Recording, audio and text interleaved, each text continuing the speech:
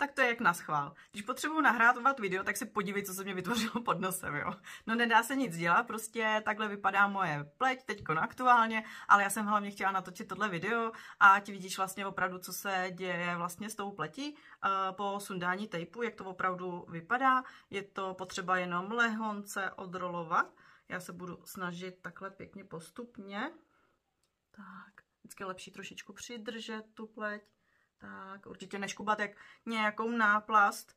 Tak, jinak se nemusíš bát. Občas se mi to stane, že si přilípnu normálně obočko, úplně všechno je v pohodě. Takže jenom takhle postupně odroluju. Tak, vidíš to? Tak, a toto je prosím reálně teďkon po sundání těch tejpů, moje pleť.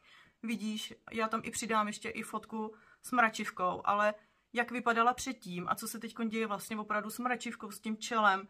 Samozřejmě, když bude ostrý sluníčko, budu se víc zase mračit, tak se mi to tam postupně budu navracet, ale je to už minimální, protože vlastně už se vyplňuje ta vrásečka hluboká, která tam byla. A za mě to je prostě úplně skvělý, prostě je to úplně boží. Já určitě nejsem zastánce jít teda úplně na nějaký jehly, každý to máme jinak, ale ten, kdo zvažuje tejpy, tak beauty tejpy rozhodně doporučuju a s kódíkem Veronika, máte hned na ně slevu. Takže vidíš reálně prostě, co to dělá s mojí pletí. Takže za mě 1.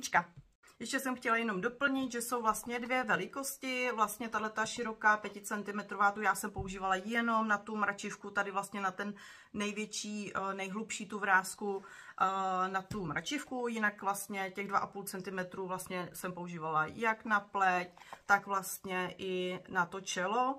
A vlastně je úplně ideální, protože to je vlastně ta samá šíře, akorát už předstříhaná, takže jednou šmikneš a máš vyřešeno. Jo, takže určitě doporučuji těch 2,5 cm.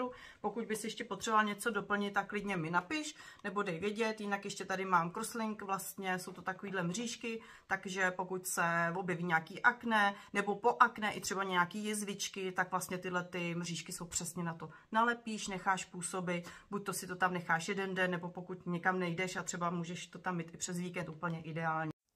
Napiš mračivka do komentářů a pošlu ti návod na tejpování čela.